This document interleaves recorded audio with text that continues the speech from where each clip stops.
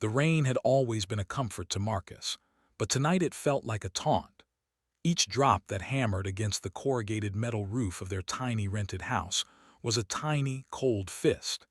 It was the sound of a world that was too wet, too cold, and too indifferent to the fact that his children, 4-year-old Elijah and 6-year-old Chloe, had gone to bed with only a cup of weak broth warming their bellies. He sat at the rickety kitchen table, the wood stained and scarred from a lifetime of struggles that weren't even his own, and stared at the final disconnect notice from the power company. It was bright red, like a fresh wound. Next to it lay an eviction warning, a pale, officious yellow. They were a week away from darkness and a month away from the street. Lena, his wife, was in the other room, humming a soft, mournful spiritual. It was the sound she made when she was trying to stitch her own soul back together, a sound that had become the soundtrack to their descent. He could feel the weight of her silent worry, a heavier burden than any he'd carried on his back during his 10 years at the now-shuttered auto plant. He was a strong man, his shoulders broad from manual labor, his hands rough and capable. But strength, he was learning, was a currency that had no value in this new economy of despair. He'd knocked on every door, applied for every job from construction to janitorial work. The answers were always the same: a polite, "We've gone with another candidate," or worse, the silent, dismissive shake of the head. He saw the unspoken judgments in the eyes of potential employers, the quick assessment of his blackness, his address in the forgotten part of the city, a place they only saw on the news when something bad happened. He loved Lena with a ferocity that sometimes scared him. She was his anchor, the one who had seen the boy in him and helped forge the man. Her smile used to be a thing of pure, unadulterated light, but it had been months since he'd seen it truly reach her eyes. Now her beauty was a muted, sorrowful thing, her brown eyes holding a permanent sheen of unshed tears. She sold her mother's good jewelry, the only thing of value she'd ever owned. He'd sold his tools. They were down to the bones of their life, and the bones were starting to splinter. The memory of the grocery store yesterday was a fresh brand on his mind. Chloe, her big eyes too wise for her face, had pointed at a bunch of bananas. "Daddy, can we?" she'd asked, her voice so small. He'd had to look at the $1.28 in his palm, the last of everything, and tell her, "Not today, baby. Soon."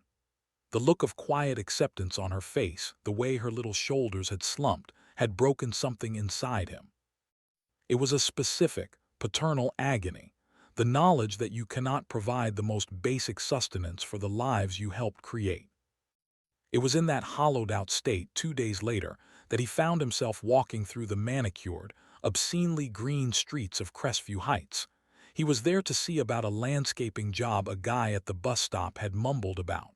Heard the Richmond estate might be looking for muscle. The Richmond name was legend. Old money, white money, the kind that built buildings and bought politicians. The house wasn't a house. It was a compound of white stone and gleaming glass, set back from the road like a king observing his domain. He'd been directed around back by a dismissive security guard. The garden was a sprawling, perfect tapestry of colors he didn't have names for. And then he saw her, Vivian Richmond. She was perched on a wrought-iron lounge chair, dressed in immaculate white linen, a tall glass of iced tea sweating in her hand. She was older than him, perhaps in her late 40s, but preserved with the expensive carelessness of the truly wealthy. Her blonde hair was a sleek sheet, her eyes a cool, assessing blue. She watched him approach, and he felt like a specimen under glass.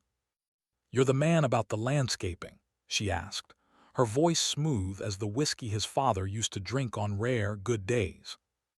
"Yes, ma'am," Marcus said, his own voice feeling rough and out of place. "Name's Marcus. Heard you might need some help." She didn't answer right away. Her gaze traveled over him, from his worn work boots to his second-hand jacket. It wasn't the dismissive look he was used to. It was hungry. "The position's been filled," she said finally, taking a slow sip of her tea.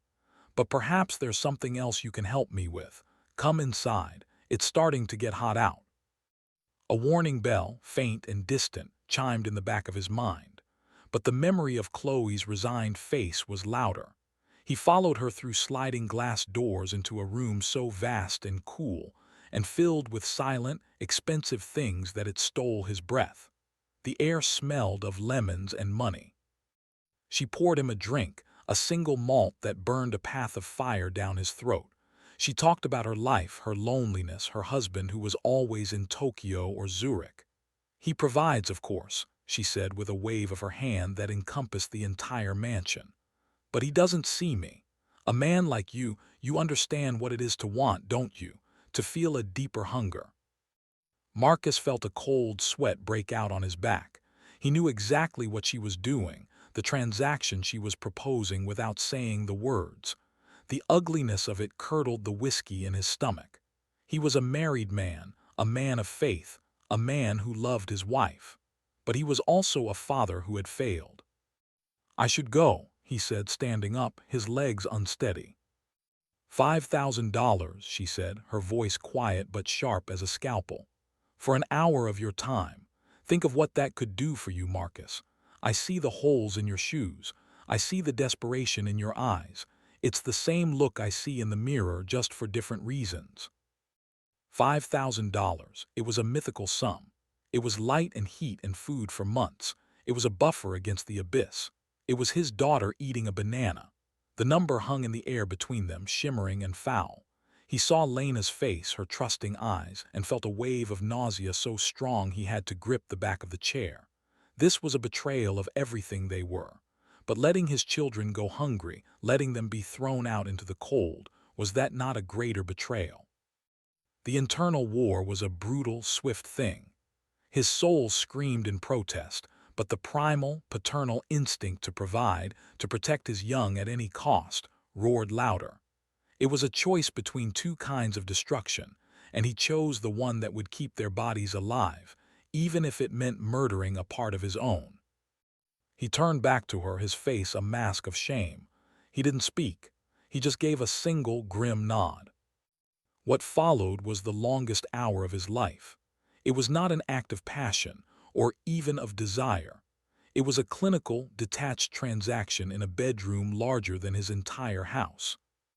The sheets were silk, and he felt their slippery smoothness as an accusation against his own callous skin. He moved like an automaton, his mind 1,000 miles away, in a small, dark bedroom where his children slept. He focused on the intricate pattern of the crystal chandelier above the bed, counting the teardrops of glass until he lost count.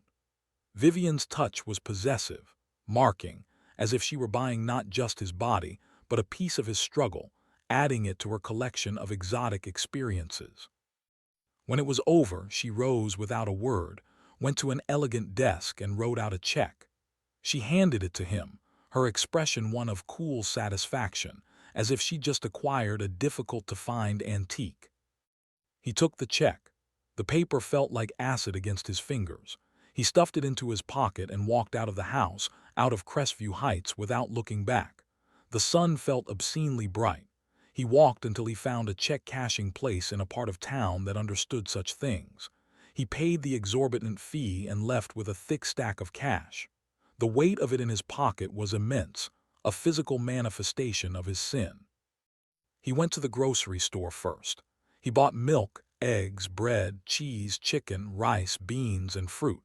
He bought a bunch of yellow bananas. He paid in cash and the bills felt dirty in his hands. When he got home, Lena was trying to fix a leak under the sink, her hands wet and futile. "Marcus, where did you get all this?" she asked, her eyes wide with a confusion that was dangerously close to hope. He had rehearsed the lie on the walk home. Temporary work, a rich family in Crestview, cash-in-hand job moving some heavy furniture. They paid well. The words tasted like ash in his mouth. Lena's face broke into a radiant, disbelieving smile. It was the smile he had been starving for. She threw her arms around him. "Oh, thank God, Marcus, thank God." She started crying, tears of relief washing down her face. He held her, but his arms were leaden. Her gratitude was a knife twisting in the wound of his guilt. That night they had a feast. Chloe and Elijah ate until their little bellies were full, their laughter ringing through the small house like bells of salvation. Lena kept touching his arm, her eyes full of love and a rekindled faith. He smiled back, but it was a hollow, brittle thing. He had saved them, but he had done it by selling a part of the man she loved. He felt like a ghost at his own table. The money bought them time. It paid the bills. It filled the cupboards. But it also built a wall between Marcus and Lena. He became withdrawn, haunted. He jumped at the phone. He couldn't meet her eyes when they made love, which became less frequent, his touch hesitant, haunted. He was drowning in the secret, and every time Lena looked at him with trust, it was like a hand pushing him deeper under. The unraveling began a month later. Lena, her spirits lifted, had decided to use a few dollars to get her hair done at a cheap salon as a small act of normalcy. Mrs. Gable, the neighborhood gossip, was in the next chair. "Such a relief, isn't it?"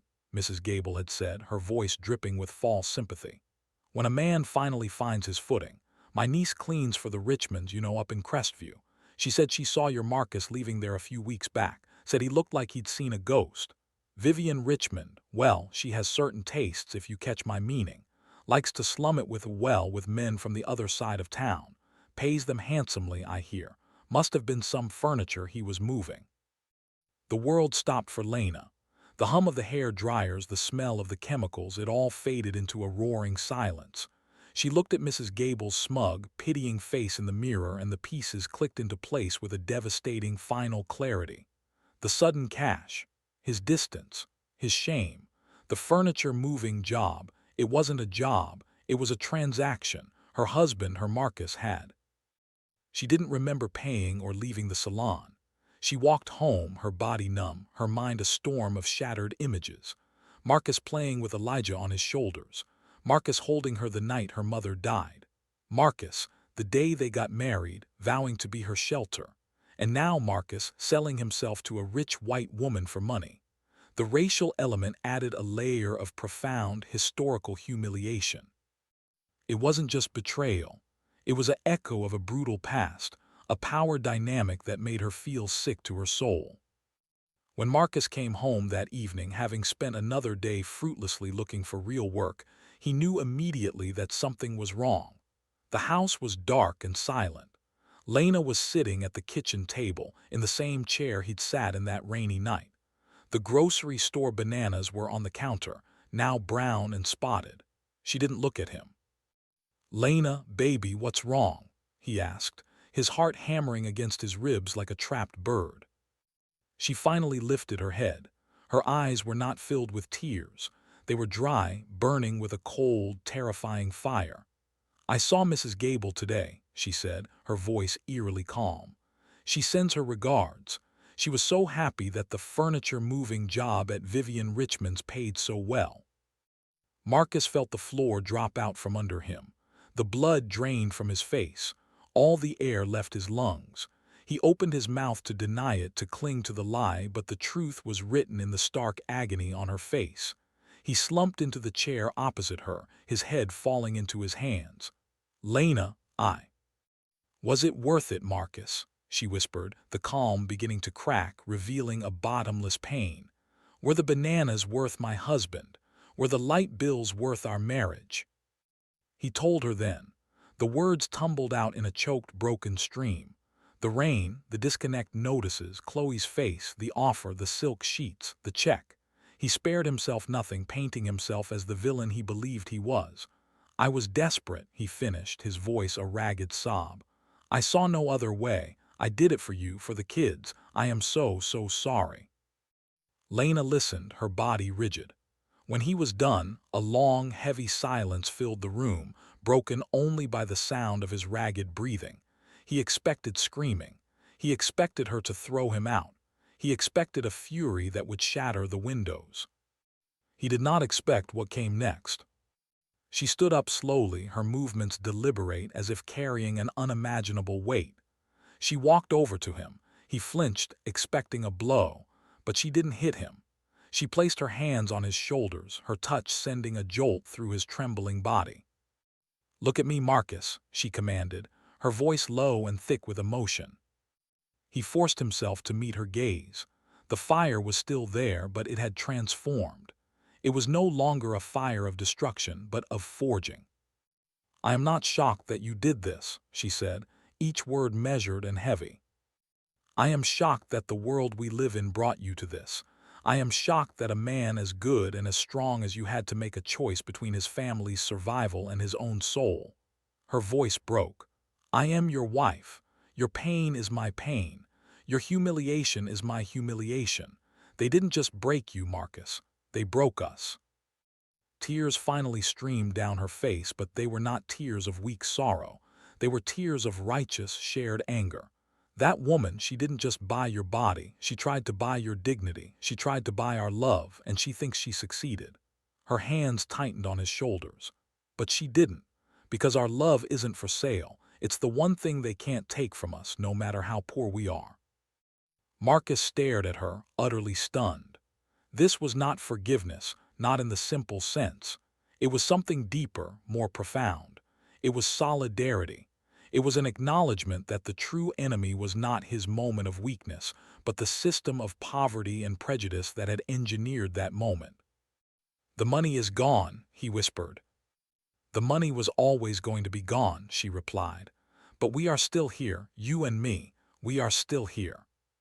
She released his shoulders and went to the small, locked box where they kept their important documents. She took out a pen and a piece of paper. "We are going to write it all down," she said, her voice now firm, resolute. "Everything, the eviction notice, the hunger, the offer she made, the price, the date, every single detail." "Why?" Marcus asked, bewildered. "Because this is not our shame to carry," Lena said, her eyes blazing with a new, terrifying purpose. "It is hers, and the world is going to know what she did, not to ruin her, though she deserves it, but to show everyone what desperation looks like, to show everyone the price a man is forced to pay to feed his children in a world that doesn't care if they live or die." In the days that followed, Lena was a force of nature. She did not break. She bent, and in bending she became stronger, more resilient than Marcus could have ever imagined. She contacted a community lawyer, a fierce black woman named Attorney Grant who worked for a nonprofit. She told the whole story, her hand gripping Marcus's the entire time. Attorney Grant listened, her face a grim mask of understanding. "What she did was solicitation," she said. "But more than that, it's exploitation. It's a story the world needs to hear." Lena, with Attorney Grant's guidance, wrote a letter. It was not an angry rant. It was a raw, unflinching, and powerfully emotional narrative. It detailed their poverty, Marcus's futile search for work, the visceral fear of watching your children go hungry, and the predatory offer from Vivian Richmond. It was addressed to Vivian, but copies were sent to the local newspaper, to prominent community leaders, both black and white, and to Vivian's husband's corporate office. The reaction when it came was seismic. The story broke not as a sordid sex scandal, but as a searing indictment of class and racial inequality. The headline read, "Desperation for Sale, the Price of a Banana in a Divided City." The community was polarized. Some called Marcus weak, a sinner, but many more, people who had also stood on the precipice of impossible choices, understood. They saw Lena not as a pathetic, betrayed wife, but as a pillar of strength, a woman who looked into the abyss of her husband's sin and saw the reflection of a society's failure. Vivian Richmond was shunned. Her name became a byword for predatory privilege. Her husband, facing shareholder pressure and public disgust, quietly initiated divorce proceedings. The Richmond Foundation, in a desperate attempt at damage control, made a large, anonymous donation to the city's food banks and job training programs, a hollow gesture that fooled no one. For Marcus and Lena, the aftermath was a long, slow healing.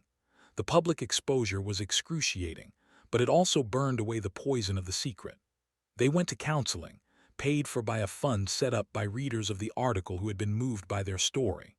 They found a new, smaller, but more affordable apartment. Marcus, his spirit unburdened by the lie, finally found a steady job with a small, black-owned construction company whose owner said, "I don't care about your past. I care about the strength in your hands and the truth I see in your eyes now." One evening, months later, they were sitting on the steps of their new home. Elijah and Chloe were playing in the yard, their laughter genuine and carefree. The air was warm, and the sky was painted in hues of orange and purple. "I thought you would leave me," Marcus said quietly, watching his children. "I would have deserved it." Lena leaned her head on his shoulder. "I know," she said, "and part of me wanted to, but leaving you would have meant that she won, that the world that pushed you into that corner won. Our love is my rebellion, Marcus. It's the one thing they can't price and they can't take. We are poor in things, maybe, but we are rich in this." He put his arm around her, pulling her close. The ghost of his shame was still there, a faint echo, but it was no longer a scream. It was a reminder. He had been to hell and back, and his wife had not waited on the other side. She had marched right in, grabbed him by the hand, and led him out. The road ahead was still hard, the future uncertain. But they were walking it together, their scars not symbols of defeat, but proof of a resilience that no amount of money could ever buy. The love that had been tested in the cruelest of fires had not broken. It had been tempered into something unbreakable, a quiet, defiant shield against the harshness of the world. The new beginning was not a clean slate. It was a palimpsest, the ghost of their old life bleeding through the fragile surface of the new one. The apartment was a downgrade in square footage, but an upgrade in peace. There were no more red envelopes from the power company, no more knocks on the door from the landlord. The silence that now filled their home was no longer the tense, waiting kind, but a quiet often punctuated by the simple, unburdened sounds of their children at play. Yet the air in their marriage still sometimes grew thick with the unspoken. Marcus's new job was a salvation forged in sweat and muscle. The construction company, owned by a burly, no-nonsense man named Mr. Jacobs, who had read the article and seen his own father's struggles reflected in Marcus's story, was a world away from the sterile, predatory environment of Crestview Heights. Here, the language was of concrete and rebar, of level plains and solid foundations. The work was backbreaking, his body protesting each night with a chorus of aches, but it was an honest pain. He came home with his boots caked in dirt, his clothes smelling of sawdust and sweat, and he wore the grime like a badge of honor. It was a testament to providing without shame. Lena watched him, her heart a tangled knot of love, pride, and a residual grief that would not fully loosen its grip. She saw the way he sometimes stared into the middle distance, his hands stilling on a tool, and she knew he was back in that silk-sheeted room, counting crystal teardrops. She had forgiven him, yes, but forgiveness was not a magic eraser. It was a conscious, daily decision to walk forward on a road littered with the shards of what had been broken. She found her own therapy in action. The notoriety from the article had given her a platform she never wanted but was determined to use.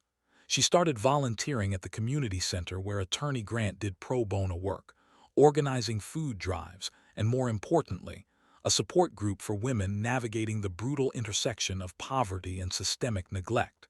She didn't speak of her own story often, but when she did, it was with a raw honesty that galvanized others. She became a quiet force, a listener in a world that rarely listened to women like her. She was no longer just Lena, Marcus's wife. She was Lena, who had stared into the abyss and refused to let it consume her family. One Saturday, about 6 months after the move, they were at a crowded, sun-drenched park. Chloe was on a swing, pumping her legs fiercely, demanding, "Higher, Daddy, higher." Elijah was meticulously building a lopsided sandcastle. It was a scene of normalcy so profound it felt almost sacred. Marcus pushed Chloe, her squeals of joy music to his ears. He glanced at Lena, who was smiling softly, watching them. The sun caught the silver threads that had recently appeared in her hair, and he thought she had never looked more beautiful. The moment shattered with a single, familiar voice. "Well, well, the happy family." Marcus froze, his hands still on the swing. He turned slowly. Vivian Richmond stood a few feet away, a small, manicured dog on a leash. She looked different. The sleek, expensive armor was still there, but it was chipped. Her sunglasses were large, but they couldn't hide the tightness around her mouth. She looked thinner, almost brittle. The scandal had taken its toll. Lena stood up slowly, her body going rigid. She moved to stand beside Marcus, a silent, united front. The children, sensing the shift in the atmosphere, grew quiet. "Vivian," Marcus said, his voice low and devoid of any emotion. "I read the papers," she said, her tone light, conversational but with a sharp, serrated edge underneath. "Quite the little martyr story you two crafted. You've done quite well for yourselves, haven't you? A new home, a new job, all built on my ruin." Lena took a step forward. The other mothers in the park were subtly watching, their chatter dying down. "We built nothing on you," Lena said, her voice calm but carrying a steely resonance that made Marcus's chest tighten with pride. "You were the wrecking ball. We are just the people who decided to rebuild from the rubble you helped create." Vivian's composure cracked. A bitter smile twisted her lips. "Don't pretend you're so noble. You took the money, you spent it, you enjoyed the food it bought." Her eyes, cold and blue, locked onto Marcus. "And you were never forced. You walked into my house. You took the check. You could have said no."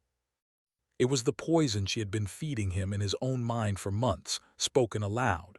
The shame, hot and fresh, flooded him. He opened his mouth, but no sound came out. It was Lena who spoke, her voice dropping, becoming intimate and deadly. "What is the price of your soul, Vivian? You offered $5,000 for my husband's. What was the going rate for yours? A prenup, a mansion, the hollow respect of people who despise you behind your back." She took another step, closing the distance. "You think you took something from me that night? You didn't. You just showed me what my man was willing to endure for his family. You showed me the depth of his love, even twisted by desperation. You thought you were wielding power, but you were just revealing your own pathetic emptiness. We are rich in things you will never understand." Vivian flinched as if she'd been struck. The mask of cool superiority finally crumbled, revealing the raw, lonely woman beneath. The public scandal, the divorce, the social exile. They had been bearable as long as she could tell herself she was the one in control, the predator, not the pathetic cliché. Lena's words stripped that last illusion away. She had not been a powerful seductress. She had been a transaction for Marcus, and a symptom of a deeper sickness for herself. She looked from Lena's fierce, unyielding face to Marcus, seeing not shame now, but a dawning, solid pride. She had nothing left to say. Tugging on her dog's leash, she turned and walked away, her posture defeated, her expensive heels clicking a hollow rhythm on the pavement. The park was silent for a moment longer. Then the sounds of life gradually returned. Marcus turned to Lena. He saw the slight tremble in her hands, the adrenaline coursing through her. He reached out and took one of her hands, lacing his fingers through hers. "You didn't have to do that," he whispered. "Yes," she said, her gaze still fixed on the spot where Vivian had disappeared. "I did, for you, and for me." That night, after the children were asleep, they sat on their old, worn sofa. The encounter had exorcised a ghost. The shame that Vivian had tried to resurrect had been buried for good by Lena's fierce defense. "Lena," Marcus began, his voice rough with emotion. "When she said those things, I believed her. For a moment, I felt it all over again." "I know," she said, curling into his side. "But you don't have to carry it alone anymore. We carry it together. That's the point." He held her tighter, breathing in the familiar scent of her hair. "That day, with the bananas, I felt like I was less than a man. I felt like I had failed at the one thing I was put on this earth to do." Lena pulled back to look at him. "Listen to me, Marcus. Being a man isn't about never falling. It's about what you do after you fall. It's about getting back up, scarred and bloody, and continuing to fight. You fell, but you got back up. You are here. You are providing. You are loving us. That is what makes you a man. That is what makes you my husband." Tears finally came then for both of them. Not the tears of desperate sorrow from before, but the cleansing, cathartic tears of shared pain and hard-won understanding.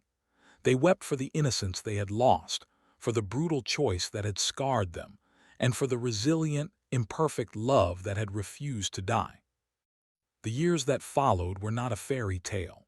There were still struggles, financial anxieties, and the occasional nightmare that would jolt Marcus awake in a cold sweat. But the foundation of their marriage, once shaken to its core, was now reinforced with the steel of shared trauma and a love that had been tested in the cruelest of fires and had emerged not just intact, but stronger. On their 10th anniversary after the incident, they had a small celebration. Mr. Jacobs had given Marcus a promotion to foreman. Chloe was a bright, determined preteen, and Elijah, a quiet, observant boy with his father's thoughtful eyes. They had saved for months to go to a proper, sit-down restaurant. As they waited for their dessert, Marcus reached into his pocket. He didn't pull out a ring box. He pulled out a small, brown, withered object, preserved in a clear plastic case. It was the stem from that bunch of bananas.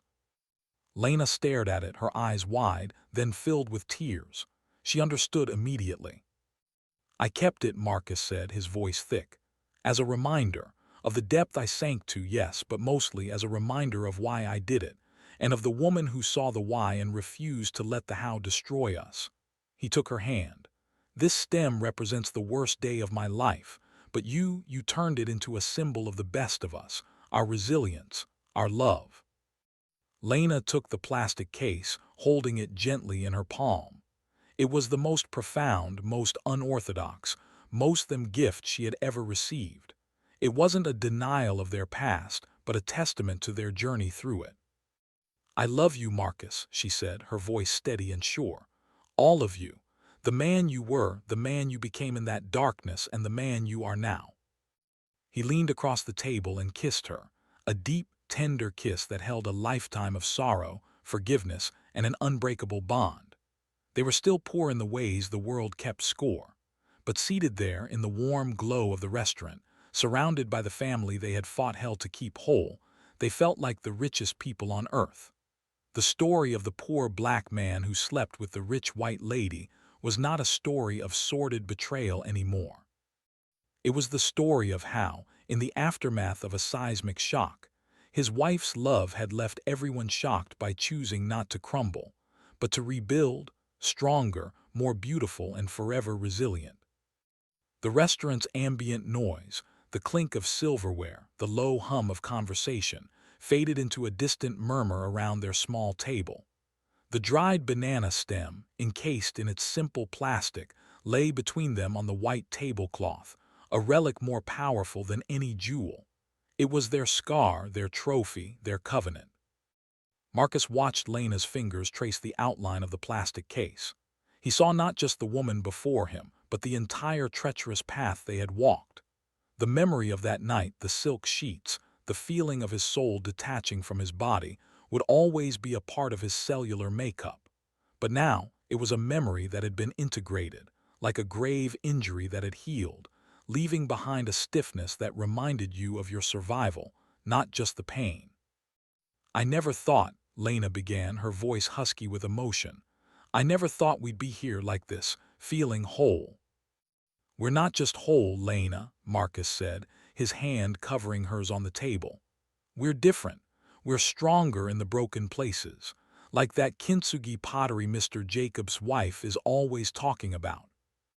The analogy was perfect.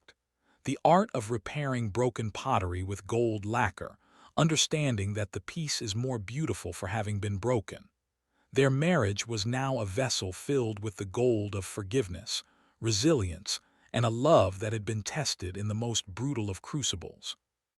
Their life settled into a rhythm that was, for the first time in years, defined by forward motion rather than desperate survival. Marcus's promotion to foreman wasn't just a title, it was a mantle of respect and responsibility. He was now the one hearing, the one assessing the desperation in young men's eyes at the job site. He became known for his quiet, firm fairness. He didn't just look at their work, he saw their lives. He remembered the feel of a final disconnect notice, and it made him a different kind of boss. He'd advance pay for a medical bill. He'd give a second chance to a man who showed up late because the bus broke down. He'd quietly slip a grocery store gift card to a laborer whose wife had just had a baby. He was building more than structures. He was building a small pocket of the world where dignity wasn't conditional on perfection. This new role, however, brought its own ghosts. One afternoon, a new hire, a lanky, nervous kid named Derek with eyes that held a familiar, hollow fear, approached him. The other workers had left for the day, and the site was quiet, bathed in the long shadows of evening. "Foreman," Derek's voice was tentative. I was wondering, is there any chance I could get an advance? Just a small one. My little girl, she's sick, and the medicine." Marcus's blood ran cold. The words were an echo, a phantom pain from a severed limb. He looked at Derek, saw the trembling pride warring with paternal terror, and he was right back in that kitchen, the red notice screaming up at him. He didn't answer right away. He leaned against a stack of drywall, the grit of concrete familiar on his palms. "How old is your girl?" he asked, his voice softer than he intended. "3," Derek said, his eyes glistening. "Asthma, the inhaler, it's not cheap." Marcus nodded slowly. The easy thing, the professional thing, would be to say no to site company policy. But he had been saved because someone, Mr. Jacobs, had looked past policy and seen a man. He reached for his wallet but then stopped. An advance would only be a temporary patch, a single banana in a sea of hunger. It wasn't enough. "Meet me at my truck in 10 minutes, Marcus said. When Derek approached, looking confused, Marcus didn't hand him cash. He handed him a business card for the community center where Lena volunteered.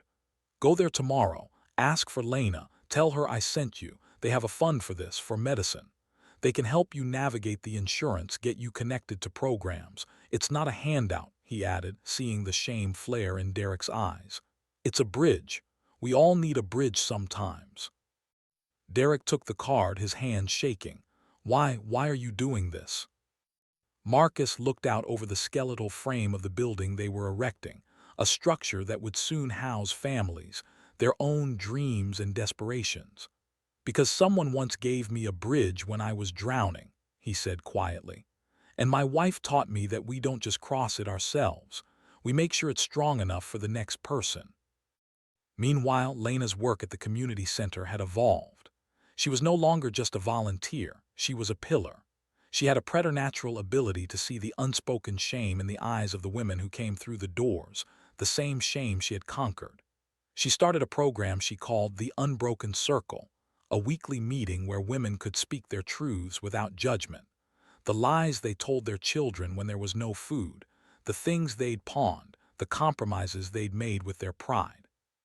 She never shared the specific details of her own story, but her authority came from a place they all recognized. She had been in the fire. One day, a young mother named Imani, brittle with exhaustion, broke down after receiving a donated box of groceries. "I just thanked God for this," she sobbed. "And all I could think was, what kind of mother has to thank God for a box of macaroni?" Lena went to her, knelt down, and took her hands. They were cold. "The kind of mother who is fighting a war every single day," Lena said, her voice firm yet gentle. "The kind of mother whose love is so strong it will accept any help, bear any shame to keep her children alive. There is no shame in this box. The shame belongs to the world that makes it necessary." She was articulating the philosophy that had saved her own soul. She was teaching them to reframe their narrative, just as she had reframed hers. The problem wasn't their failure to provide. It was a system that ensured their provision was a constant, brutal battle. At home, their children were growing, absorbing the lessons of their parents' resilience in ways they couldn't yet articulate. Chloe, now a fiercely intelligent teenager, became a voracious reader, her books often focusing on social justice and history. One evening, she slammed a book about the civil rights movement shut and declared, "It's all the same, isn't it? Just different weapons. Then it was hoses and dogs. Now it's bills and closed doors." Marcus and Lena exchanged a look of stunned pride and sorrow. Their daughter understood the through line. She saw the structural enemy. Elijah, quieter and more introspective, expressed his understanding through action. He started a small, secret garden in a patch of dirt behind their apartment building, nurturing tomato plants and basil from seeds he'd saved from lunch. When his first tomato ripened, a small, perfect red orb, he presented it to his mother with the solemnity of a knight bestowing a jewel. "So we always have food," he said simply. Lena had wept, holding the tomato, seeing in her son's gesture a deep, inherited desire to create security, to nurture life from barren soil. The world outside their apartment still turned, with all its old prejudices and new cruelties. The article had faded from public memory, replaced by newer scandals, but its ripple effects were permanent in their small sphere. They were a known entity, a couple that had stared into the abyss and whispered a vow the abyss couldn't break. One crisp autumn day, years after the restaurant anniversary, Marcus was supervising a project renovating an old public library. He was up on a scaffold, checking the brickwork, when he saw a familiar figure walking a familiar dog on the sidewalk below, Vivian Richmond. She was older, her posture less rigid, her clothes less ostentatious. She looked up and their eyes met. There was no animosity this time, no challenge, just a long, silent look that spanned the chasm between their worlds. She gave a small, almost imperceptible nod. It wasn't an apology, it was an acknowledgement of his existence, his place here, high above the ground, building something. He nodded back, a brief, neutral gesture. Then he turned back to his bricks, the moment passing as quietly as a falling leaf. When he told Lena about it that night, she simply listened, her head on his chest. "She's just a person, Marcus," she said finally. "A broken person like we all were. Her prison was just made of different bars." He held her tighter, marveling at her capacity for a clarity that bordered on grace.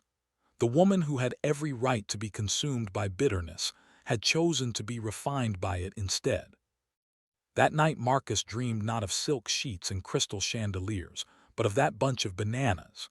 In the dream, he was in the grocery store, but instead of walking away, he picked the bananas up. And as he held them, they didn't symbolize his failure. They transformed, the yellow fruit becoming shining gold, the stem becoming a strong green vine that wrapped around his and Lena's joined hands, tethering them together, rooting them to the earth, unbreakable. He woke with a start, the first light of dawn filtering through the window. Lena was still asleep beside him, her breathing deep and even. He looked at her, at the silver in her hair, the laugh lines around her eyes that were finally outpacing the worry lines. The love he felt was a quiet, immense thing, a settled knowledge deeper than any fleeting passion. It was the love of shared survival. It was the love of two people who had seen the very worst in each other and the world, and had chosen, every single day since, to build something beautiful from the wreckage. Their story was no longer about a poor black man's betrayal or a rich white woman's predation. It was about a wife's shocking reaction, a reaction not of destructive fury, but of revolutionary love. It was about the resilience of the human spirit, the audacity to hope when all evidence points to despair, and the profound truth that sometimes the most powerful act of rebellion is simply to endure, to forgive, and to love again and again, until the walls of the world finally begin to crack. The gold of the kintsugi began to show its true, weathered luster as the years pressed on. It wasn't a shiny, new thing anymore, but a patina of hard-won peace, a finish that could only be earned through the slow, patient accumulation of ordinary days. The story of the incident was no longer an open wound, nor even a fresh scar.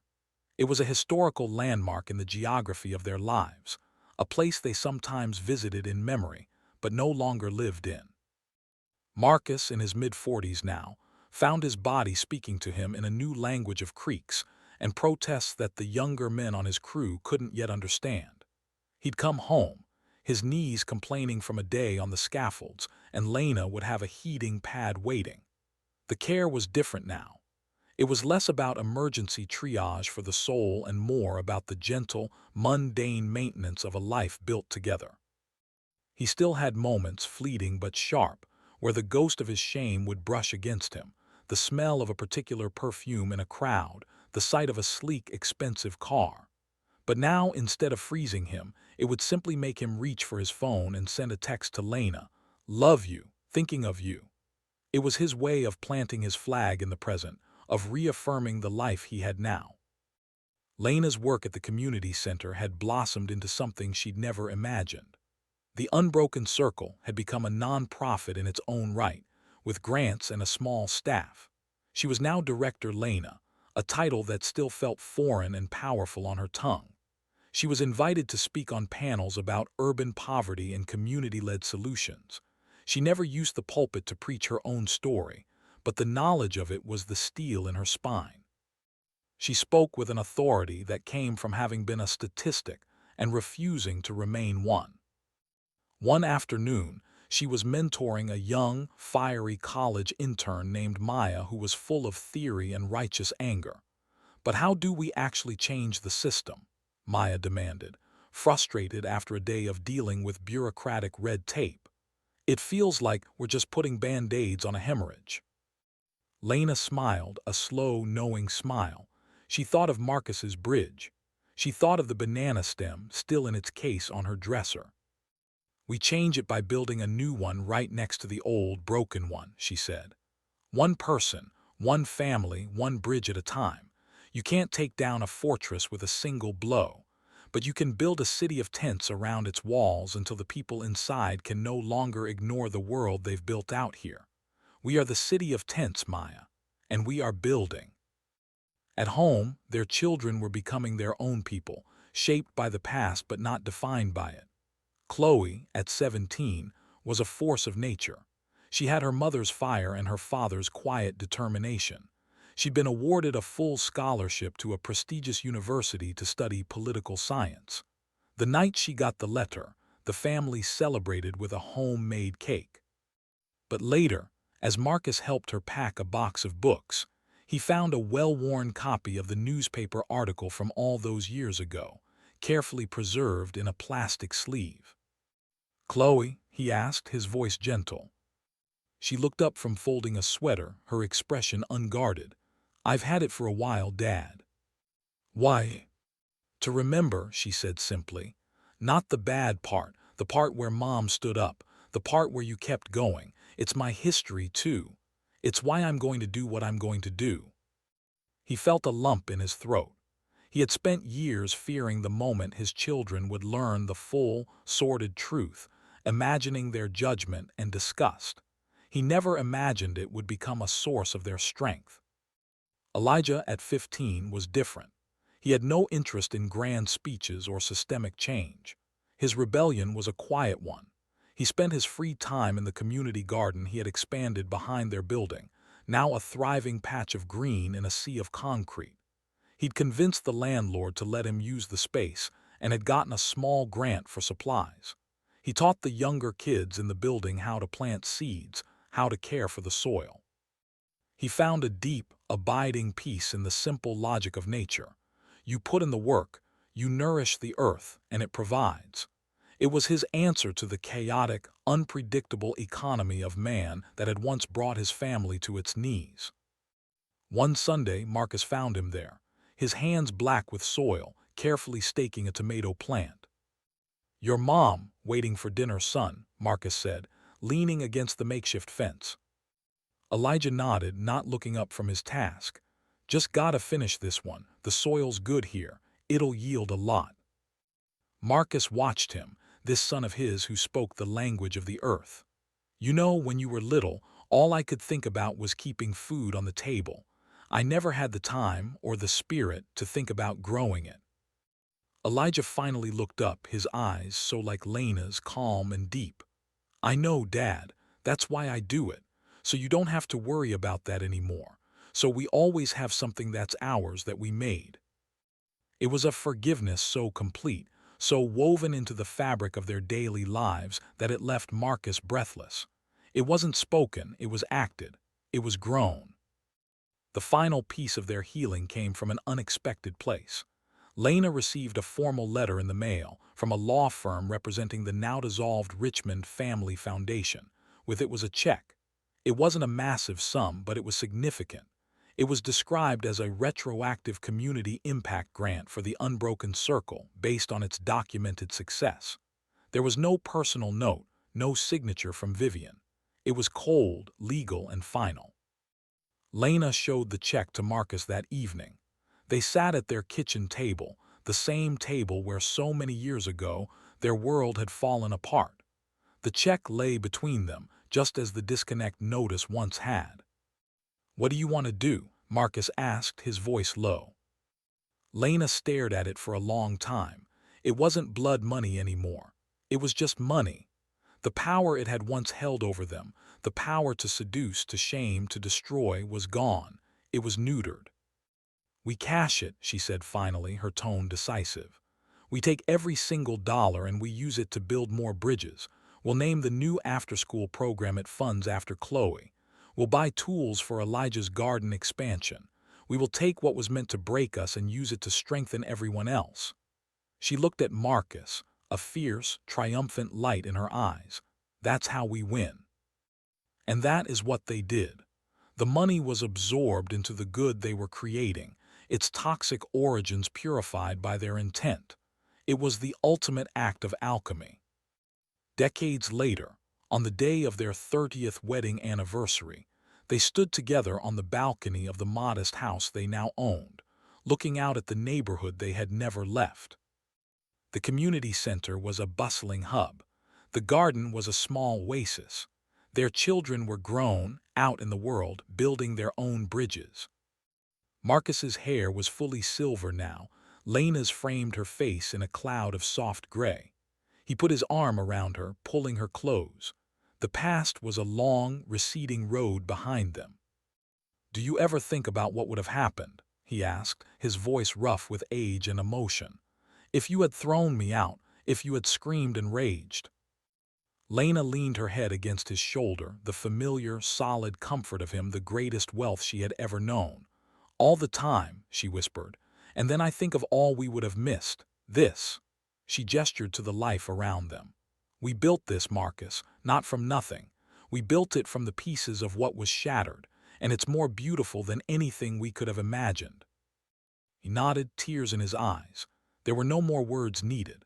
The story that had begun with a poor black man's desperate choice and a rich white woman's predatory offer had ended here, not with a shocking betrayal, but with a quiet, enduring victory. The reaction of his wife had left everyone shocked, yes. But the life they built after, a life of resilience, purpose, and in love that had been tempered in fire, that was what left them truly, profoundly at peace.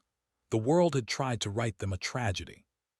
Together, they had insisted on a different ending. The peace they had forged was not a fragile thing. It was deep and settled, like the roots of an old oak tree that had weathered 100 storms. Their lives, once a frantic, desperate scramble, had softened into a rhythm that was both predictable and profoundly sweet. The frantic energy of survival had been replaced by the quiet diligence of stewardship, of their love, their family, and their community. Marcus, now in his late 50s, had traded the physical grind of the foreman's job for a role as a consultant and trainer for the construction union.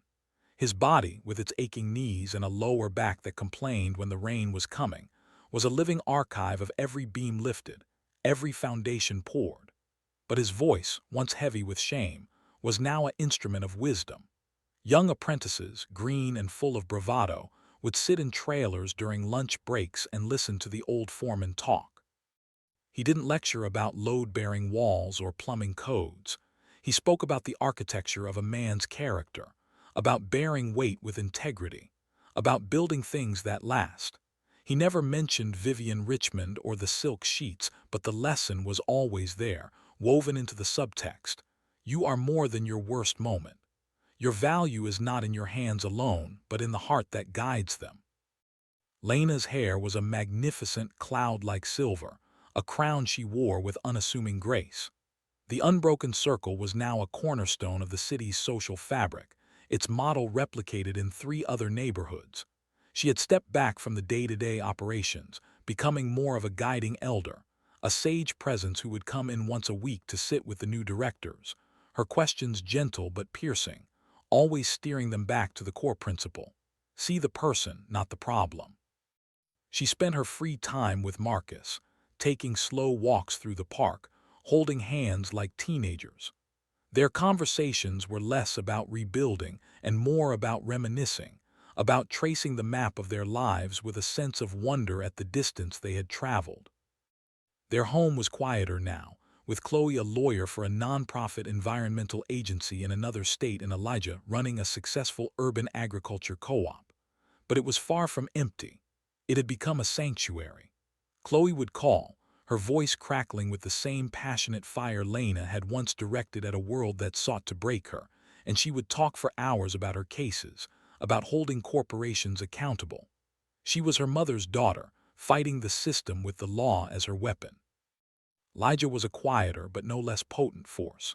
He'd come over for dinner every Sunday, his hands still smelling of earth, bringing baskets of vegetables so vibrant they seemed to glow. He was a father himself now, to a little girl named Lena, and watching him gently teach his daughter how to plant a seed was a healing balm for Marcus's soul that he never knew he needed. The cycle was complete. The desperation that had once threatened to erase their line had been transformed into a legacy of nurture. One afternoon, a letter arrived for Lena. The handwriting was elegant, unfamiliar, and yet it sent a faint, old echo through the quiet house. It was from Vivian Richmond. Lena's hands did not tremble as she opened it. She read it slowly, then read it again, her face a calm mask. When Marcus came in from his workshop, she handed it to him without a word. The letter was not long. It was not an apology, not exactly. It was a confession stripped of vanity. Vivian wrote of her divorce, of her isolation, of years spent in therapy unraveling the entitled monster she had been. She had followed Lena's work from a distance. She admitted with a feeling that was first envy, then bitter resentment, and finally a grudging, profound respect. "You took the wreckage I caused," she wrote, "and you did not just rebuild your own home. You built a city for others to shelter in. I offered your husband money to diminish him. You took that same energy and used it to elevate an entire community. I have spent a lifetime acquiring things, but you, Lena, you built something. I finally understand the difference. I suppose that is all I wanted to say." Marcus finished reading and looked at his wife. "After all this time," he murmured. Lena took the letter back, her expression thoughtful. "She was always in her own prison, Marcus. We just found the key to ours sooner. Are you going to write back?" She considered it, then shook her head. "No, there's nothing left to say. Some bridges only need to be crossed once. The acknowledgement is enough. It closes her chapter in our story for good." And it did. The final, lingering ghost of that era was laid to rest not with a dramatic exorcism, but with a quiet, final sigh. The true culmination of their journey came on a bright, golden afternoon. It was the dedication of the Jefferson Community Greenhouse and Garden, a massive, city-funded project that had been Elijah's dream for a decade. The old, vacant lot had been transformed into a soaring structure of glass and steel, surrounded by acres of rich, cultivated land. It was a fusion of his father's know-how and his mother's heart, a place that would provide jobs, fresh food, and education. The ribbon-cutting ceremony was packed. City officials, community leaders, and hundreds of neighbors mingled under the sun. Marcus and Lena stood to the side, watching their son, now a confident, soft-spoken man in his 30s, address the crowd. He spoke of food justice, of sovereignty, of reclaiming empty spaces and filling them with life. Then he paused and looked directly at his parents. His voice, usually so even, wavered with emotion. "This project, this dream, it didn't come from nowhere," he said. "It came from a story I learned not from words but from watching my parents. It's a story about what happens when you have nothing left but the person standing beside you. It's about the choice to build instead of break, to plant a seed in the hardest, most barren ground and believe that something will grow." He gestured for them to join him. As they walked through the crowd, hands clasped tight, people parted for them, their faces filled with a respect that was earned, not demanded. They stood beside their son, the three of them a living testament to resilience. Lena looked out at the sea of faces, at the gleaming greenhouse, at the rich, dark soil. She thought of the eviction notice, the empty cupboards, the feel of a check that had burned her husband's soul. She thought of the shocking, silent choice she had made to not add to his breaking, but to share the weight of it. She leaned into Marcus, her voice a whisper only for him. "We made it, my love, all the way." Tears streamed freely down Marcus's face now. There was no need to hide them. He looked at his wife, his partner, the architect of their redemption. The poor black man who had once sold a piece of his soul to feed his family was now standing in the sun, a rich man in every way that truly mattered. The reaction of his wife had left everyone shocked all those years ago. But the life they had built since, a life of unassailable love, of profound purpose, of a legacy that would literally feed generations to come, that was what truly, finally left the world in awe. Their story was no longer one of a single, desperate night. It was an epic, a quiet, enduring epic that proved that even from the most bitter soil, with enough love and relentless care, a harvest of gold could always, always be grown. Harvest of gold was not without the gentle frosts of age. Time, the great and silent leveler, began to lay its hands upon them with a heavier touch. The walks in the park grew shorter, the pauses on the benches longer. Marcus's once broad shoulders developed a permanent, gentle stoop, not from shame, but from the cumulative weight of years and honesty. Lena's steps, once so firm and decisive, now required the steadying arm of her husband or the sleek, modern cane their children had bought her. They had moved into a small, ground-floor apartment near the community greenhouse, a place filled with light and the lingering green scent of Elijah's world. Their home was a museum of a life fiercely lived. Photographs of graduations, weddings, and a round-faced granddaughter named Lena smiled from every surface. And on the dresser, in a place of honor, sat the plastic case with the dried banana stem, now so brittle it looked like ancient parchment. It was on a quiet Tuesday afternoon that the first real tremor of the end came. Marcus was helping Lena from her favorite armchair to the kitchen table for tea when a wave of dizziness overtook him. He didn't fall, but he swayed, his hand gripping the back of the chair so tightly the knuckles turned white. Lena's sharp intake of breath was not one of fear for herself, but for him. "Marcus." "I'm all right, baby," he said, his voice a little breathless. "Just stood up too fast." But they both knew it was more. They had entered the season of small lies told for the comfort of the other. That evening, as a soft rain pattered against the windows, Lena was seized by a coughing fit that seemed to have no end, a deep, rattling thing that left her exhausted and pale. Marcus held a glass of water to her lips, his hand trembling slightly, his other resting on her back, feeling the delicate bird-like structure of her bones through her nightgown. They looked at each other in the lamplight, and the unspoken truth passed between them. The battle was changing. The enemy was no longer poverty or prejudice or betrayal, but the simple, inexorable closing of a circle. They made a pact then without words. They would not rage against this. They would meet it as they had met every other trial, together, with clear eyes and a stubborn kind of love. The following weeks were a gradual, gentle letting go. Chloe flew in, her lawyer's efficiency masking a daughter's terror. She took over doctors' appointments and medication schedules, her presence a fierce, protective shield. Elijah came every day, bringing soups made from the greenhouse's bounty, his quiet strength a calming anchor. Little Lena, now a bright-eyed girl of 7, would climb into the big bed with her grandparents and read them stories, her small voice a melody of pure, unscarred life. One afternoon, when the apartment was quiet and the sun cast long, lazy squares of light on the floor, Marcus gestured to the dresser. "Lena, the box." She understood. She brought it to him, the plastic case cool in her hand. He opened it, his gnarled fingers surprisingly gentle. He took out the fragile stem, holding it as if it were a holy relic. "We never would have thought," he began, his voice a soft rumble, "that day in the grocery store, we never would have thought it would lead us here, to all this." Lena took his free hand, lacing her fingers with his. "I would do it all again, Marcus," she whispered, her voice thin but clear as crystal. "Every hard, terrible minute, because it all led to you, to us, right here."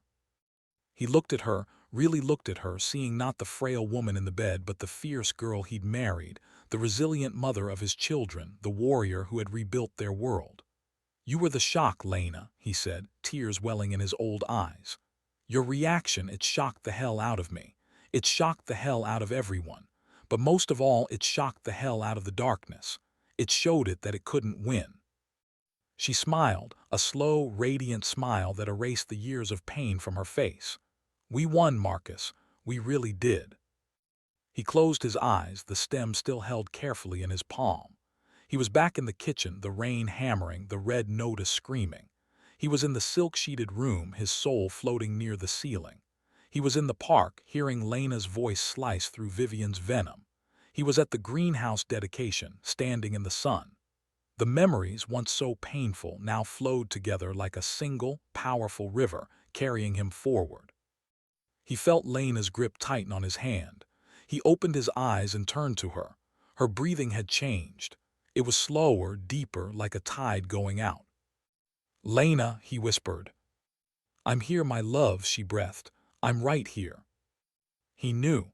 He knew with a certainty that was as calm as it was devastating. He carefully placed the banana stem back in its case and set it on the nightstand. Then, with a strength he didn't know he still possessed, he shifted his weight and lay down on the bed beside her, gathering her into his arms, her back against his chest, as he had done for 50 years. He felt the delicate frame of her body, the rhythm of her heart against his arm. He pressed his face into her silver hair, inhaling the familiar, beloved scent of her. "You're my shelter, Lena," he whispered into her hair. He felt her hand, so small in his, give one last soft squeeze. And then she was gone. The silence in the room was immense, but it was not the silence of emptiness.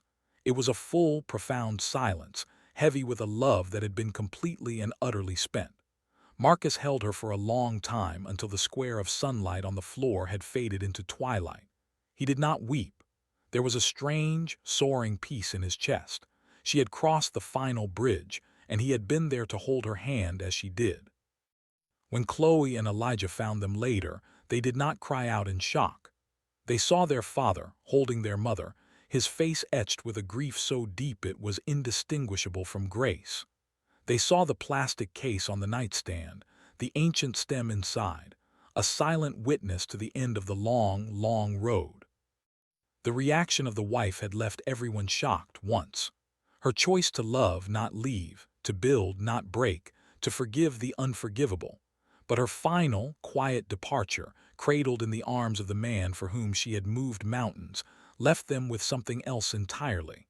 It left them with a sense of awe. At the funeral, people did not speak of the scandal or the shame. They spoke of the greenhouse, the unbroken circle, the two children who were forces of good in the world.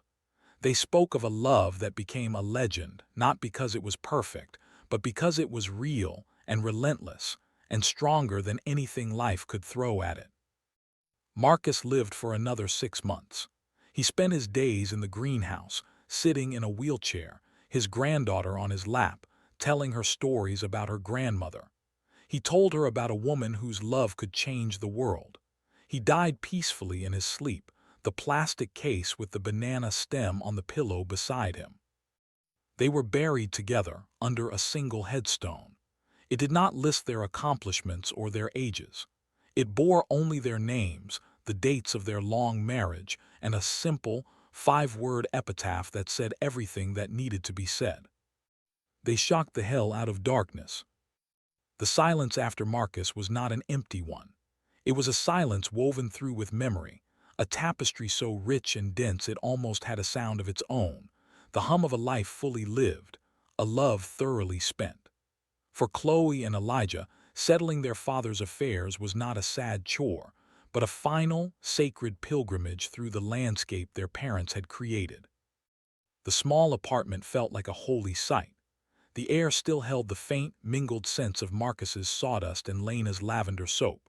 Chloe, ever the pragmatic lawyer, began with the paperwork, but even her disciplined composure broke when she opened the top drawer of her father's nightstand.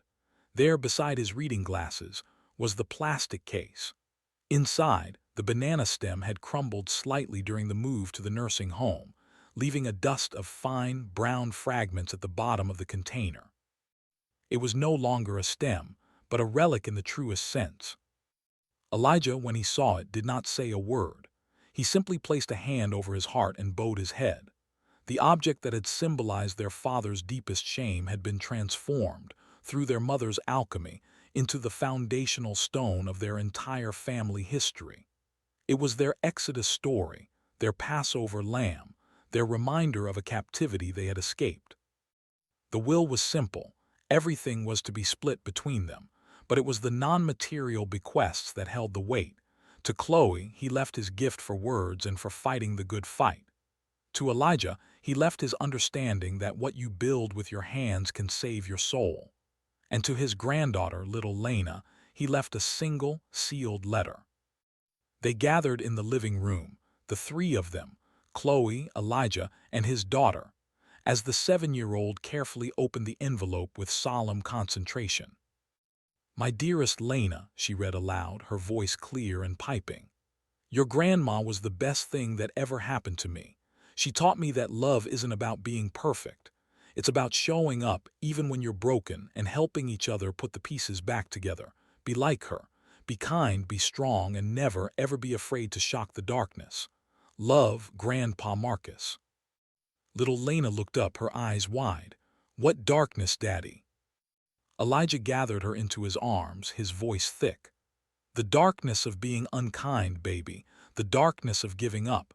Your grandparents, they were like two very brave candles. They lit up the whole world." The dispersal of their physical belongings was a ceremony of remembrance.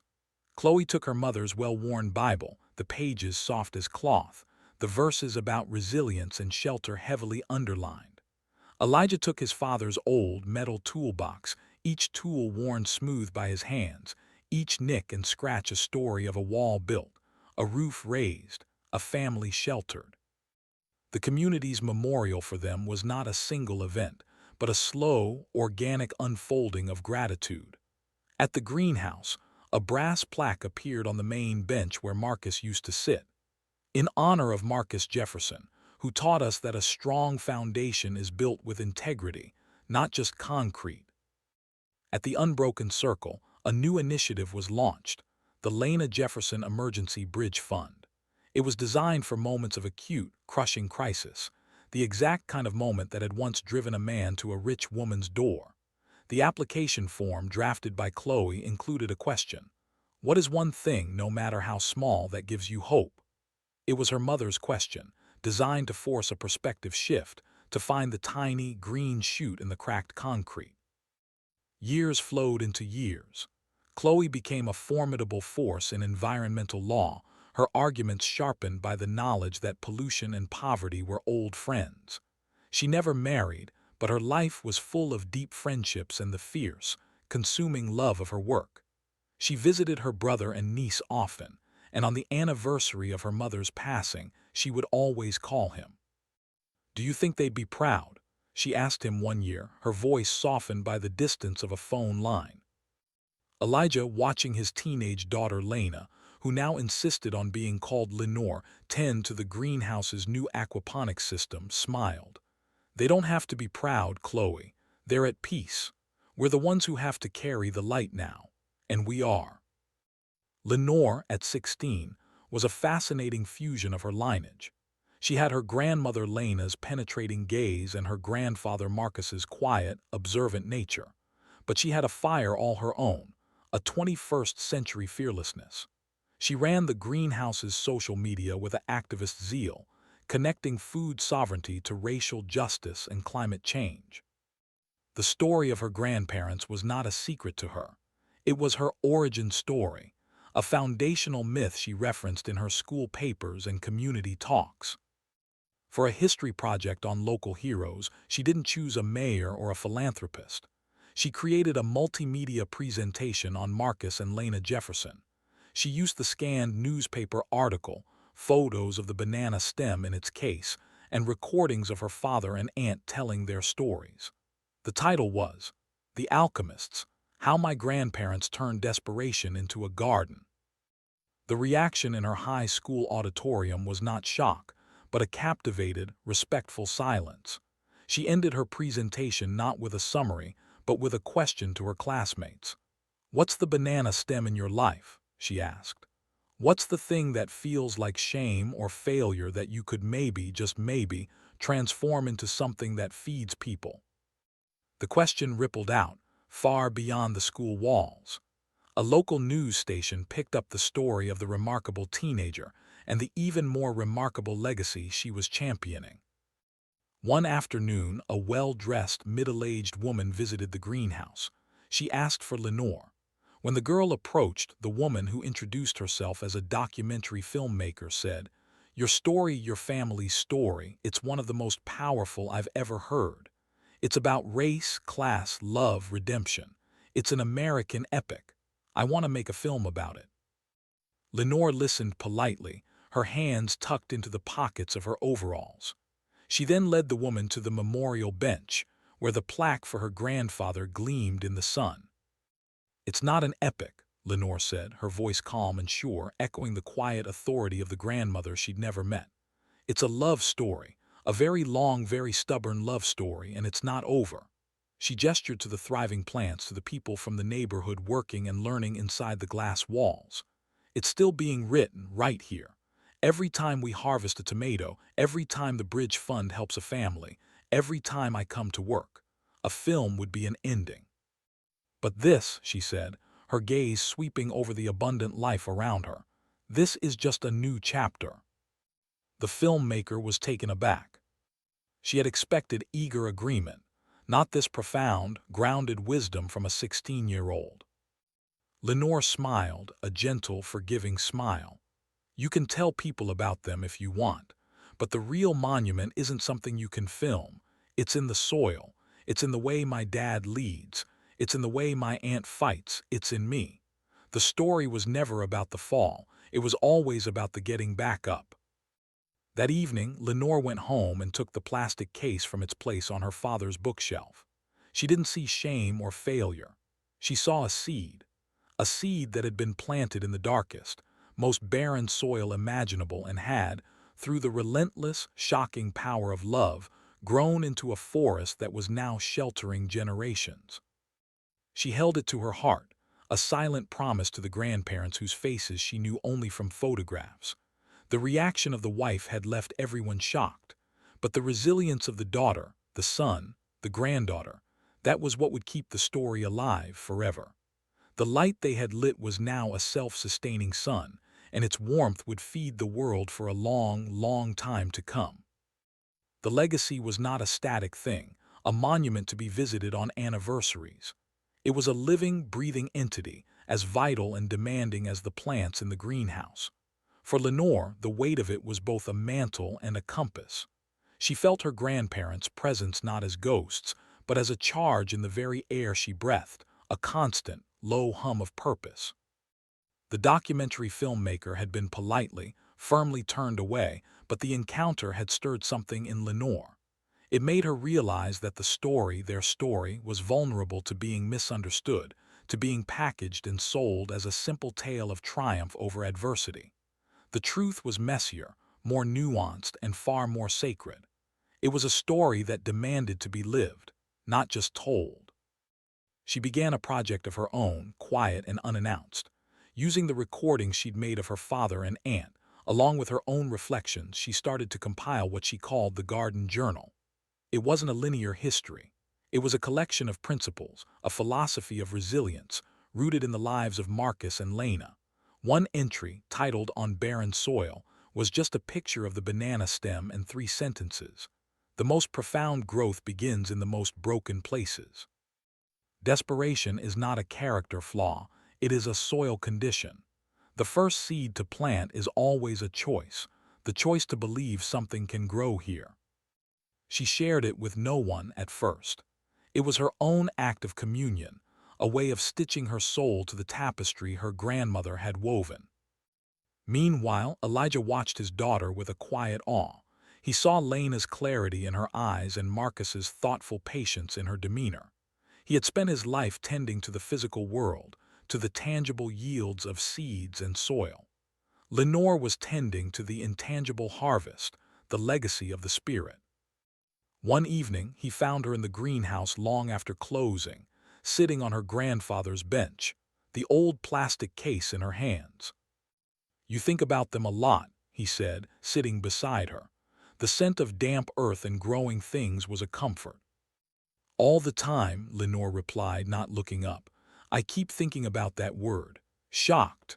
Everyone was shocked by Grandma, but I think she was just so radically herself that the world didn't have a box to put her in. Her love was a category of its own." Elijah put his arm around her. "You're a lot like her." "I'm trying to be," she whispered. "But the world is different now. The poverty looks different. The injustices are more digital, more systemic. What does shocking the darkness look like for my generation?" It was the question that defined her coming of age. She took the garden journal out of the private realm and began to share it on the greenhouse's online platforms. She paired her grandfather's lessons on foundational integrity with posts about sustainable building materials and community land trusts. She wove her grandmother's philosophy of seeing the person, not the problem, into workshops on mental health and food justice. The story of Marcus and Lena was no longer a past event. It was a living framework for present action. Her work caught the attention of a different kind of institution, not a film studio, but a historical society dedicated to preserving the narratives of the city's unsung communities. They weren't interested in a dramatic adaptation. They wanted the artifacts, the truth, for their permanent collection. A curator, a serious young woman named Anya, came to visit. She didn't talk about films or epics. She talked about preservation, about ensuring that 100 years from now, people would understand the fabric of the city. "We would be honored to house the collection," Anya said, sitting with Elijah and Lenore in the greenhouse office. "The newspaper article, the personal testimonies, the artifact." She gestured respectfully to the plastic case on Elijah's desk. Elijah felt a deep, visceral resistance. To put these pieces of his parents' souls in a glass case in a silent room felt like a second death, a finality that went against everything they stood for. But Lenore was quiet, considering. She looked from the curator's earnest face to her father's troubled one. "Can I have a moment with my dad?" she asked Anya politely. When they were alone, Elijah shook his head. "Lenore, I can't. This is our history. It's alive here, in this soil, in you." "I know, Dad," she said softly, "but is it safe? This case, it's getting brittle. The stem is turning to dust. What happens if it's just gone? What if our memory fades?" "Then the work continues without it," Elijah said, his voice thick with emotion. "The work is the monument." "But the story is the foundation of the work," Lenore countered, her passion rising. "Grandma knew that. Why else did she make Grandpa tell the whole truth? Why did she write that letter? She knew the story had power. She knew it could be a tool." She took a deep breath, her idea crystallizing. "What if we don't give it to them to hide away? What if we loan it to them? For a specific living exhibit. An exhibit about how a city heals itself, told through the objects that catalyze change. The banana stem wouldn't be an end. It would be a beginning for someone else. It would be another bridge." The compromise was brilliant and utterly in the spirit of Lena. The artifact would travel to the Historical Society, but it would be part of a dynamic, rotating exhibit that traveled to community centers, libraries, and schools. It would not be locked away. It would be put to work. The centerpiece of the exhibit would not be the stem itself, but a large, high-resolution photograph of it, with Lenore Garden Journal entry displayed beside it. The physical object would be present but protected. A sacred relic available for those who needed to see the real, fragile thing. The day the loan was finalized, they held a small ceremony. Elijah, Chloe, and Lenore stood before the case one last time before it was carefully packed for its journey. Chloe, her eyes glistening, touched the glass. "You did good, Mom. You too, Dad. Your story is still building things." Elijah nodded, unable to speak. He put his hand on his daughter's shoulder, a gesture of transfer and trust. Lenore felt the weight of the moment, the closing of one chapter and the opening of another. She wasn't letting go of the past. She was launching it into the future, like a seed on the wind. Years later, as a young woman running the greenhouse and its ever-expanding network of community programs, Lenore would sometimes visit the exhibit when it was in town. She'd watch people, students, elders, families, pause before the image of the banana stem. She'd see them read her grandmother's story, see the flicker of recognition in their eyes, the moment of connection to their own struggles. The reaction of the wife had once left everyone shocked. Now, the legacy of that reaction was a quiet, persistent, and unwavering light. It was in the eyes of a single mother who, after using the Lena Jefferson Bridge Fund, started a support group for others. It was in the hands of a young man who, after a workshop at the greenhouse, got his GED and started an apprenticeship with the construction union. The darkness was still there, of course, it always would be. But in 100 small ways every day the light was shocking it. And Lenore, standing in her greenhouse, her hands in the soil, knew with a certainty that ran deeper than bone that the work, the beautiful, relentless, shocking work, would never ever be done. The story was alive, it was growing, and it was forever. The story, you see, does not end. It cannot. Because a story like this, forged in desperation, tempered in love and rooted in a resilience that shocks the very heavens, does not belong to a single family or a single page. It becomes a part of the air. It becomes a seed on the wind and it lands where it is needed most. Perhaps it landed with you. Perhaps you, listening now, have felt the cold dread of a bill you cannot pay. Perhaps you have known the hollow echo of a cupboard that should be full. Or perhaps your hunger has been for something else, for understanding, for a second chance, for a sign that the darkness is not all there is. This story is now yours. It is a tool for your hands, a shield for your heart. The lesson of Marcus is that a man is not the ground upon which he stumbles, but the strength with which he rises. The lesson of Lena is that love is not a passive feeling, but an active, shocking force. A decision to build a shelter from the wreckage, to see the person buried beneath the pain. And the lesson of Lenore is that the torch must be passed. It is passed through our hands, through our choices, through the small, daily acts of courage that define our lives.